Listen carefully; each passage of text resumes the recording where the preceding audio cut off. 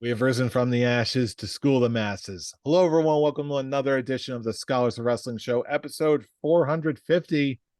I'm your man behind the microphone and your current, still Scholars of Wrestling World Heavyweight Champion, Scholar Jeff. Joining us this week, the OG Undisputed Scholar himself. He is Scholar Tarek. Scholar Tarek, how's your week of wrestling going, sir?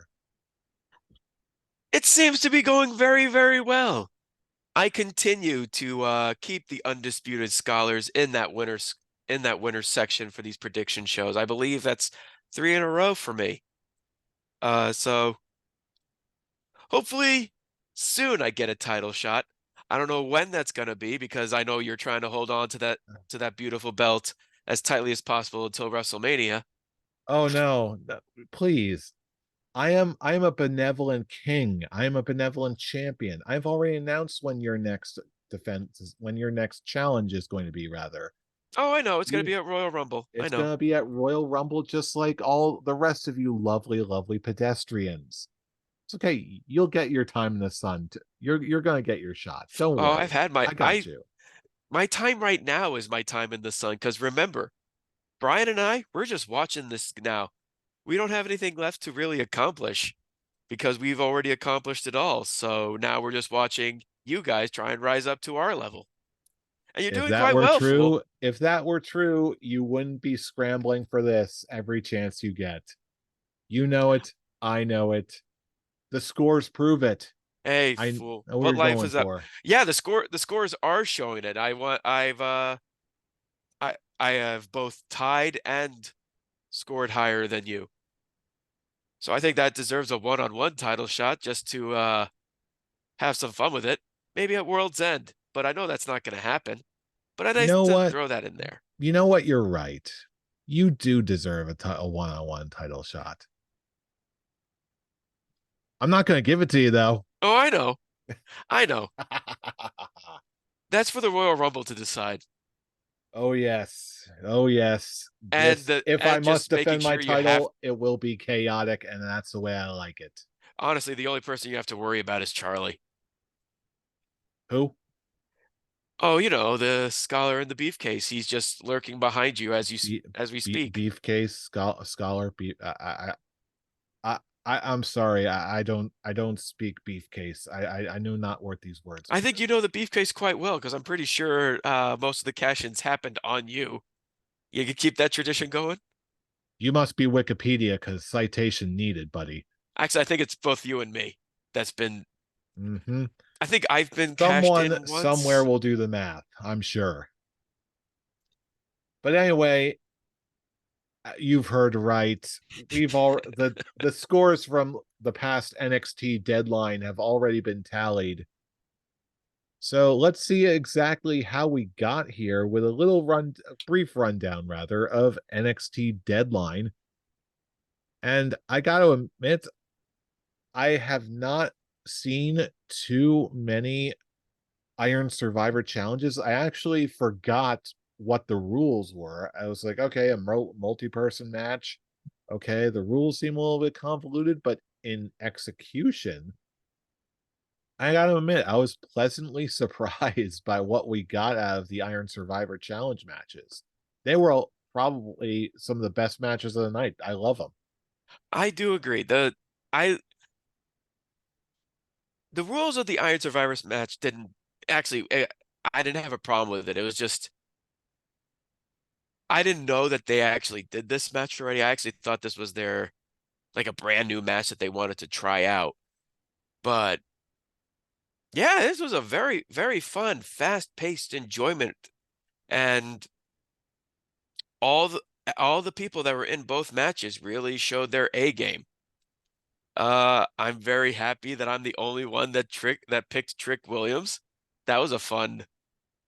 Yeah, that was a total dark horse pick. I don't care what anyone else says, but hey, credit where it's due. You called it. I will say I was very, very disappointed because I actually went back and watched last week's episode and just saw how unsure I was. Like I was so like leaning towards picking Dragon Lee over Dominic Mysterio. I just had this. I'm like, had this feeling, and I also just felt I would like to see them do a Santos Escobar Dragon Lee North American title like singles match on a SmackDown. Why not? Um, but yeah, that's the match. All the matches were very well done. I think the only match I think was the weakest was the women's championship match. Let's Hmm. see. I don't even remember. Like, I remember that one having the weakest impact, but I'm just trying to remember who was in that match. Let's see. Oh, dang. I even thought about this earlier I'm as sorry, my did you say women's championship match? I don't I'm think tr did I don't that think not there was. happen? No, there wasn't. It was just the number one contendership match in the Iron Survivor. I must be thinking of the Rhea Ripley Maxine Dupree match that happened on Raw, and that was the saddest thing. Let's see. There was one match that I saw that left such a weak Was it impact on me. the cage match, Kiana James and Roxanne Perez? That's it. That's the one that both shocked me with the results, but also left the smallest impact on me. That and the Dragon Lee Ray match. Let's see. Yeah, this was a very interesting one. Like especially in the results. Like I know we all picked Dominic Mysterio to retain against Dragon Lee, and then he just comes out of nowhere and ends up winning the thing. Like there were so many out of the ordinary results for this show. Like after a show like this, I don't want to hear any lip from anybody whenever anybody makes any sort of out there predictions. Because this is the kind of night where you throw those crazy predictions out there and they all hit. Yeah, Like it was the Kiana James versus Roxanne Perez. Yeah, that was yeah. my weakest. But yeah, you're absolutely right. Like I will Um, argue that even if the match itself was not all that interesting, I would argue that Kiana James did seem to need a win like that because it seemed like I feel like she was due. Like so much about this show makes more sense in hindsight. Like you can see the logic at work here.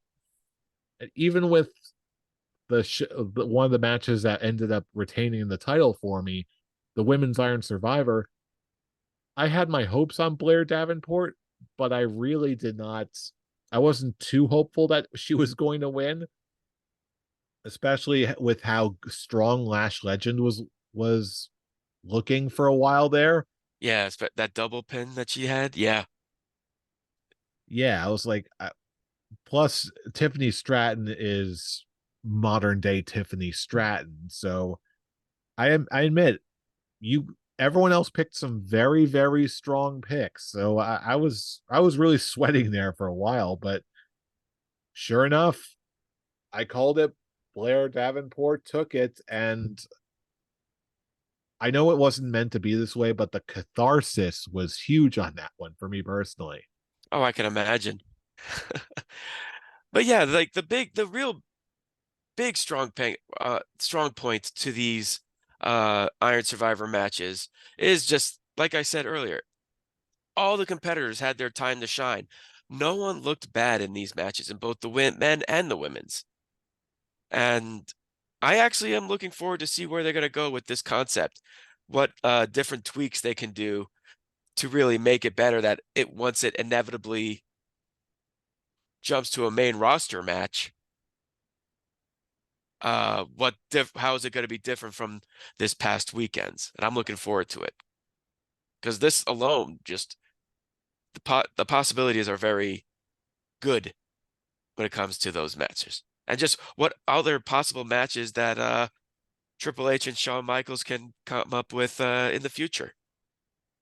Yeah, I confess when you first mentioned that last week about okay, this whole concept of the Iron Survivor, yeah, it's probably going to go on one of the main roster shows. So, yeah, I admit part of me wasn't totally sold on the idea. Like it was more like a okay, yeah, that sounds like something they do. But now a show like this really sold me on the idea for sure. Like, this is the kind of match they can base an entire premium live event around.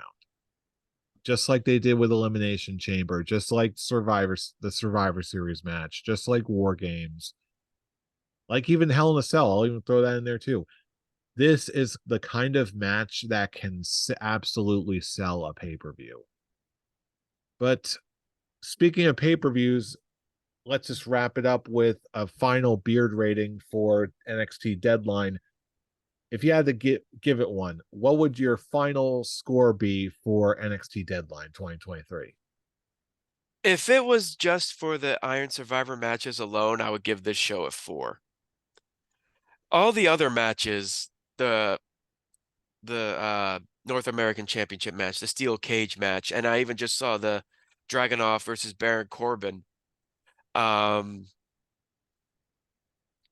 it was a very good match, but I just never believed that Baron Corbin could win this one right now. I think I even said last week during my complete lost my train of thought was Dragunov is going to hold that title for a good while in WrestleMania season. So I never really believed that oh yeah, Baron Corbin has just a chance at all. So let's see if he actually does well to actually convince me otherwise in the ring that he actually is like, ooh, this keeps me on the edge of my seat. None of those matches outside of the Iron Survivor matches did that. So with that, I'm just gonna give it a straightforward classic goatee 3 out of 5. Yeah, for me, I'll be honest. I definitely agree with your assessment, but it's weird. Like, I the one difference you and I have in terms of this show was I feel like the Iron Survivor matches were so strong that they carried the rest of the ho hum subpar matches that were on the rest of the card. So I can't give it a full beard, but I can't give it a 3 out of 5 classic goatee either. The the show just seemed way too strong for that. So I'm going to give this a 3.5. If I can, like, there's a full classic goatee, but there's just like stubble all around. So you don't quite have a full beard, but you can tell one's coming in. It's like you were in high school. Like, am I making any sense whatsoever? That's all you I'm needed. grasping at beard straws right now. Leave me alone. Beer strands just be like, ow. I'm just stop. Stop. Stoppy. But elsewhere, we also had the rest of this week in wrestling, kicking things off with, I'm just gonna say it. This is probably one of, if not the strongest Monday Night Raws of the year. Just segment after segment, banger after banger. There was so much to like here. The least of which not being the CM Punk Seth Rollins promo battle against each other, which was way stronger than I ever expected it would be, and way sooner too. This is more just now that we actually are solidified, CM Punk is a Raw superstar, which let's be fair, we all knew this. We all knew that that's where he was going to go. Although I liked his appearance in NXT because that felt just so real with what him and Shawn did to open the show. Um,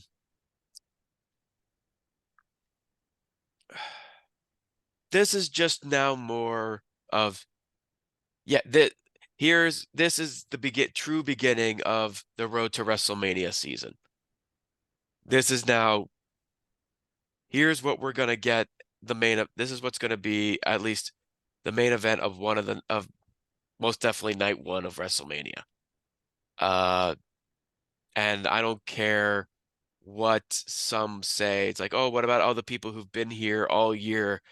Why can't it be Becky versus Rhea Ripley to close out night one?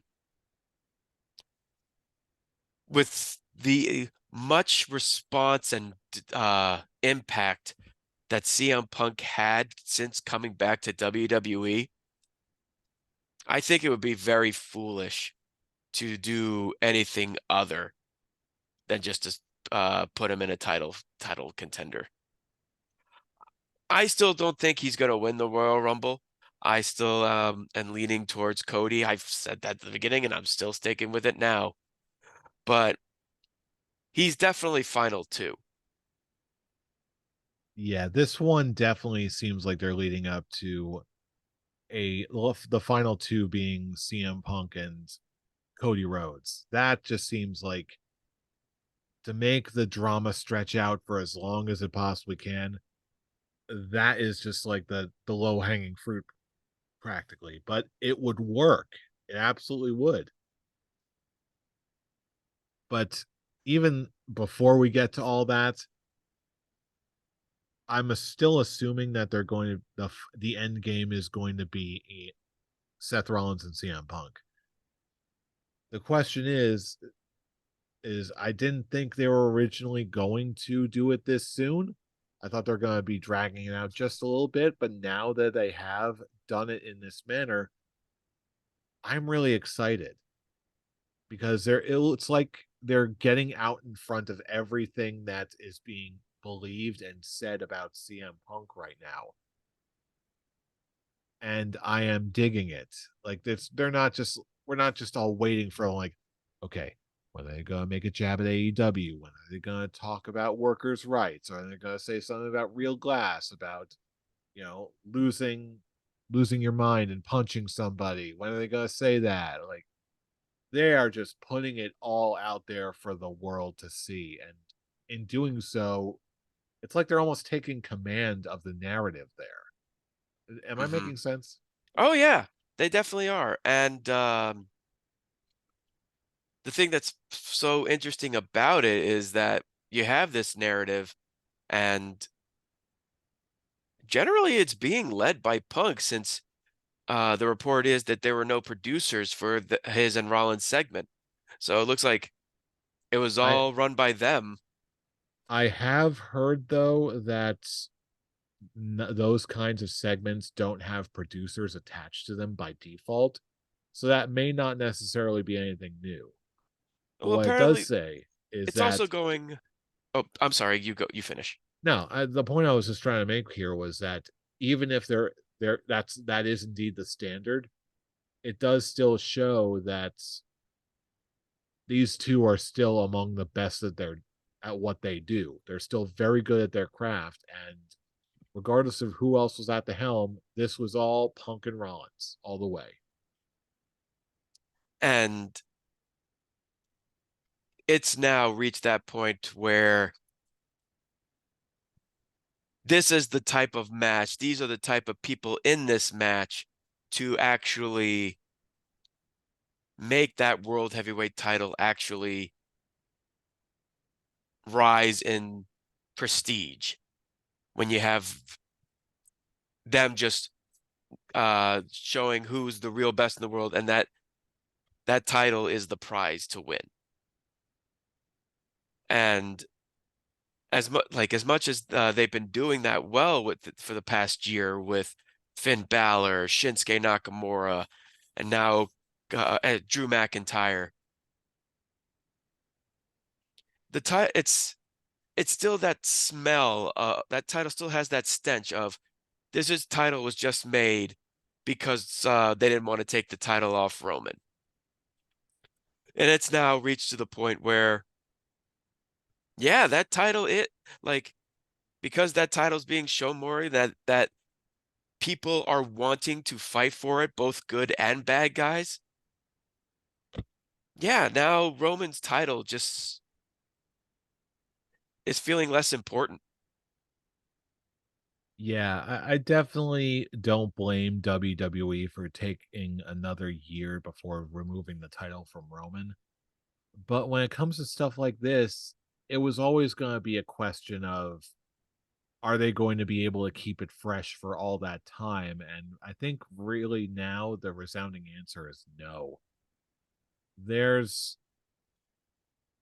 although I'm sure that what we're going to be getting night 2 of WrestleMania 40 is going to be a Cody Rhodes win over Roman for the title.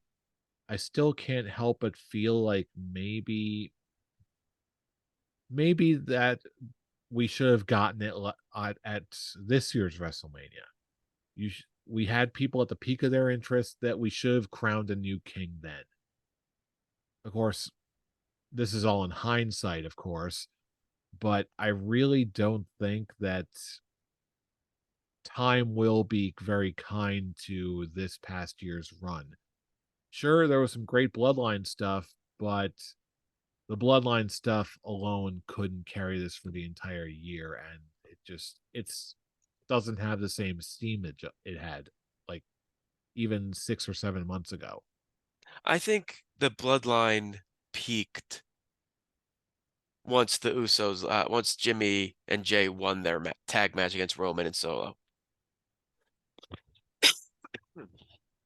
I don't I know if think at that that peaked it, but I'm going to say that definitely it was the beginning of the end. I think it was the oh no, last good.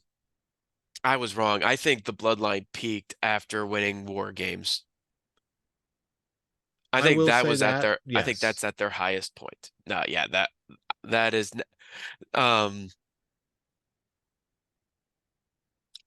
now I feel like the bloodline story they met their peak at War Games and they've reached to the point of storytelling now it's just completely warm ever since Jimmy and Jay won against Roman and Solo. Now it's just it kind of reached its final end and now it's really just treading water now. The bloodline just does not feel as big as they used to. Roman, yeah, he's still making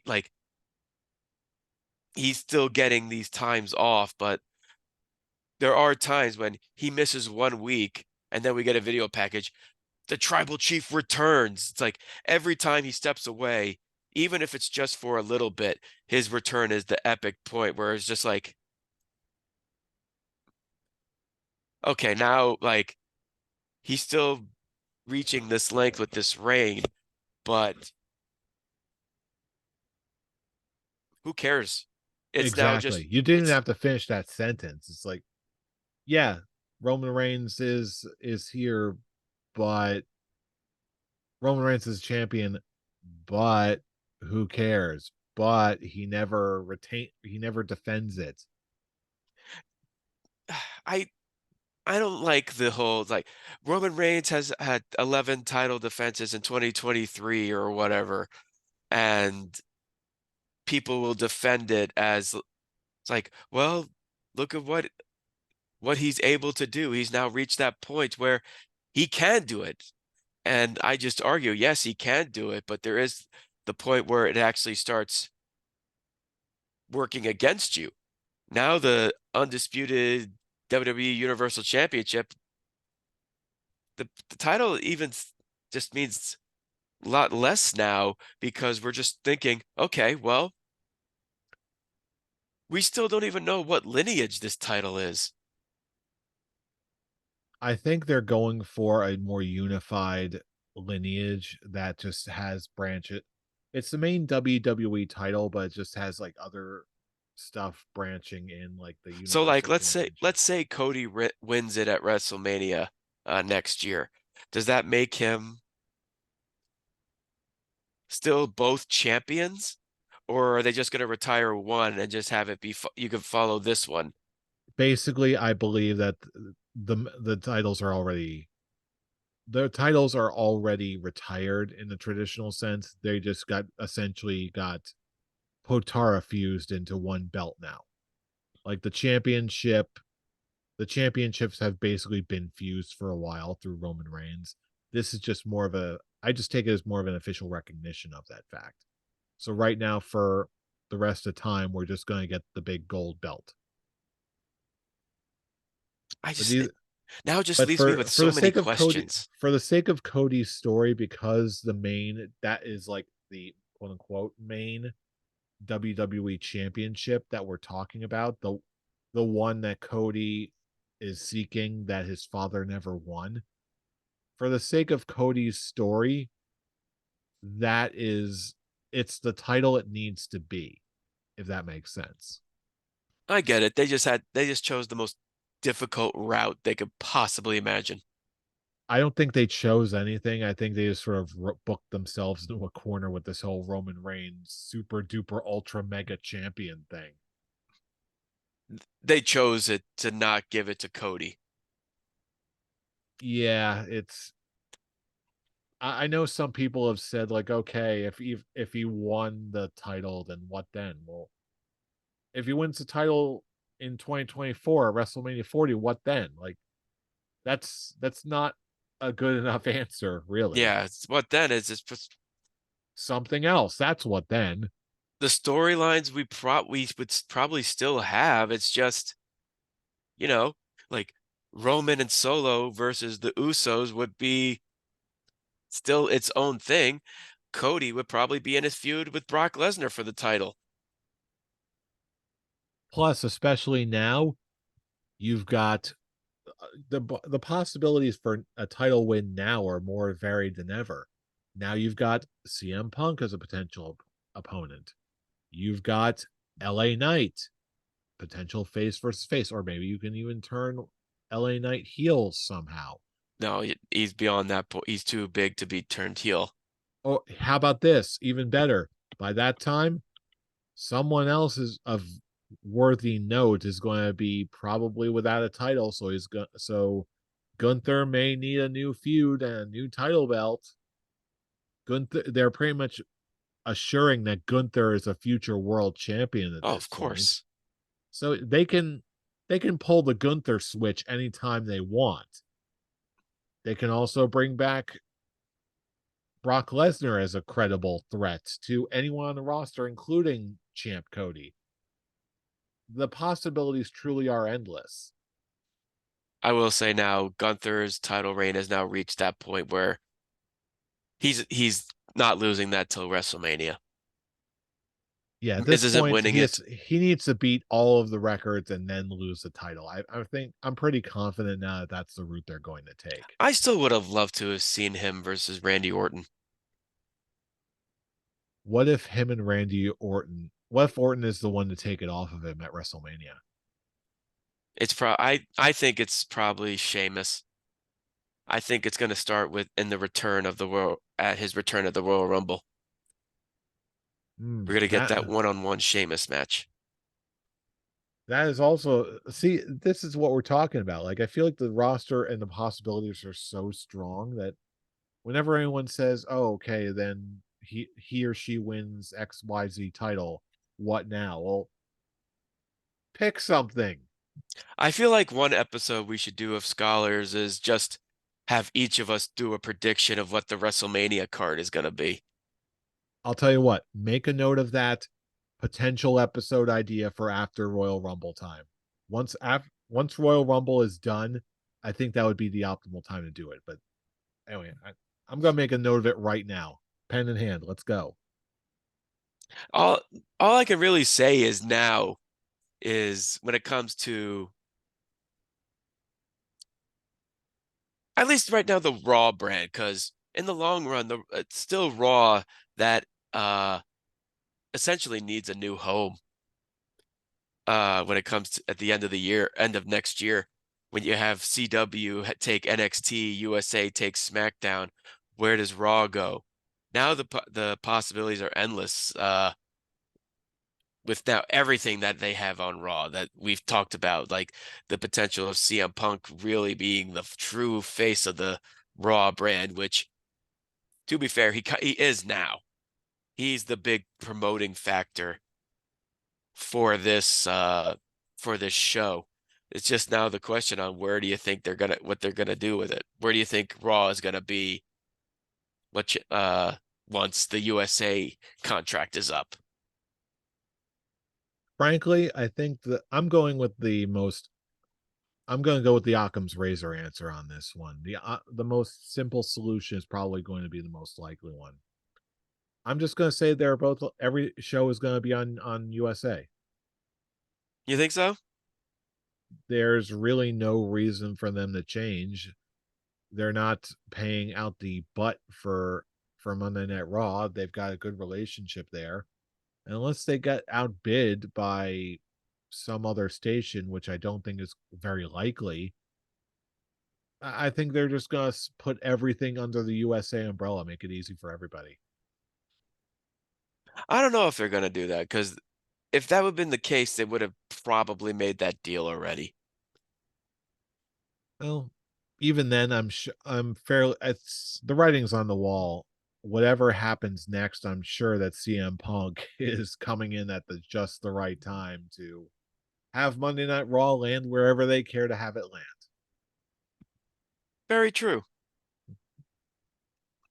But anyway, looking at the clock on the wall, we can't go any further and close out this week's show without touching upon the show that is AEW Dynamite.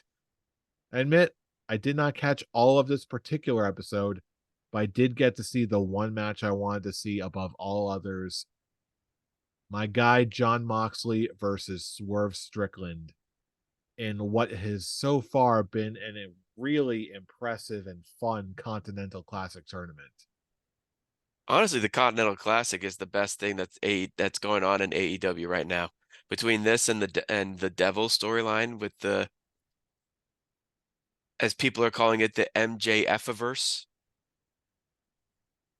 Who calls it that? I see it all over the internet. Some people do it on Twitter, some people do it on Reddit. The MJF universe, MJF-averse. MJF verse just feels like someone has a speech impediment somehow. Also, I didn't know you Yeah, were on probably. Reddit. Oh no, I just hear people talk about it. I would be lost if I went on I'm Reddit. not a nerd on Reddit. Who do you take me for? Oh, trust me, it's like I would look at them and be like, okay, where do I go from here? How many branches are in this chain of discussions that Reddit has? I don't know. I just, as far as wrestling goes, I just stick to squared circle, and that's it. That's usually good enough for me. But yes, But MJF universe is definitely one of the big things going on because that was the big one of the big sports entertainment storylines going on with this. Other than that, it was the Continental Classic, which all the matches were very good. Um, does this does the end of this tournament see a full-on face turn for, or at least an anti-hero's turn for Swerve Strickland? Because just how no, popular he is. no, I think they're gonna stick because really, if you think about it, they've done something similar with MJF, where even though he was really over like crazy, it took him a long time before they even came close to turning him face at all. Plus, the way that Swerve carries himself, he's at his best when he is just like an absolute unadulterated scumbag. And it's the kind of attitude that's really made me a fan of Swerve.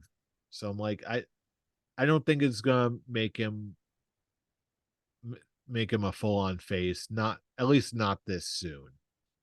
I do think he's got a good chance of taking the rest of the tournament, though. What do you think? What match are you hoping for to be the final? I was afraid you were going to ask me that because I feel like at this rate, I don't know.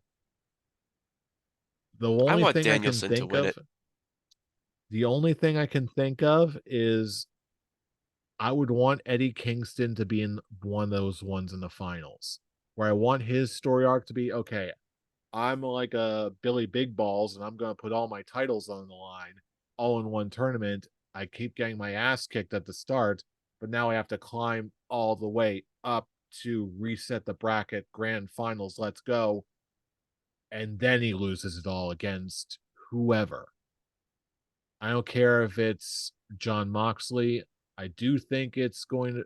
that Bryan Danielson is a very strong contender, but He's in the part of same me, brackets as Kingston, isn't he?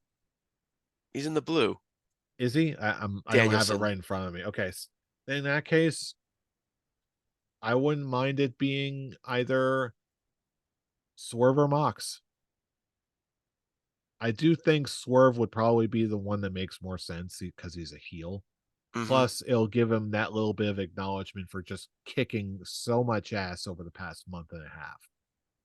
I think it's, especially after that last match with Hangman, you could very easily give it to him as a, hey, kick ass job out there. Here's the next step. And then if that is a defendable title, whatever he gets, that could very, very much lead into sometime next year Swerve versus Hangman Part 3. At some point, sure. It's still stupid that they're fighting for a title instead of a number one contendership. But I'm not alone on that one. That is, I think that's just the consensus with everybody. I'll tell you what, it's not really a complaint with me thus far because we're still getting some really incredible G1 quality matches. I think that for me personally, I'm going to be taking a more of a wait and see approach to see what they end up doing with this concept. Uh, Whenever I hear people say stuff like that, okay, well, they need a shot at the title, that is just like prime comparison to what the G1 is doing it with New Japan this entire time. I respect that given their format, they would want to do something a little bit different, but they can very easily change that around and add something new whenever they want. Mm, Even with the G1 Climax, the winner does get a trophy, but they also get all this other stuff after the fact as well. So they can very easily tack that on whenever they care to. let's hope so, because Given how many weebs are under their employment right now, I would be shocked if that wasn't the case in the long term. it's most like the finals are most likely going to be John Moxley versus Eddie Kingston. That, even if that's what we get and it ends up just being like a brutal, bloody fight, I would still love that because you know me, I'm a big fan of both guys. Oh, I know. Yeah, Ah, yeah. So that would be like such a wonderful match to see. I would be all for it no matter what we get. But before we close out, I do have one more Scholars Quick Talk before we close out, and that is simply this. If you had to guess right now, who's the devil?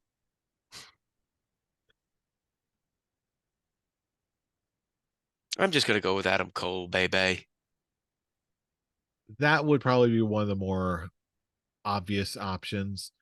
I'm still putting my money on having doing like a scream kind of thing where there's more than one person in the devil outfit. I'm still holding out hope for Britt Baker, but I don't think that's going to happen. But I would love it if it was Adam Cole and Britt Baker. I feel like there was some speculation that there was a chance it was going to be Jack Perry because he dropped him on the glass window. And that was sort of. I'm still convinced If anything, that's a he's a false minion. flag. Yeah, I don't think it's going to be. He's not going to be the mastermind. No. But anyway, those are just our predictions for now. Very early on. Hopefully, we'll see what we get at the world's end. But we still have a long way to go before we get to that. And first, we do need to hear from you, our fellow fans. What did you think of this past week's Monday Night Raw? What did you think of NXT Deadline? Who do you think is going to be the devil? No matter what you think, we want to hear from you. So drop us a line all across the internet, YouTube comments, Facebook posts, whatever you got, especially on the Twitter machines. Tarek, if people wanted to join in on the conversation, where can they find you?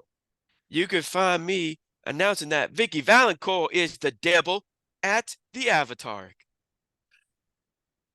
And you can find me greatly enjoying that reference at I'm Robbie Rage. Join in the conversation. And for all of these relevant social media links and much more, you can check us out in the link tree in the description below. That's linktree/scholars of wrestling. And with that, that is a Scholars of Wrestling episode in the books. Thank you all for tuning in and listening to us. And we're going to be back next week, but you already knew that because you know who we are. We are the Scholars of Wrestling, and you have just been schooled. You're You're welcome. welcome. See you all next week for more wrestling.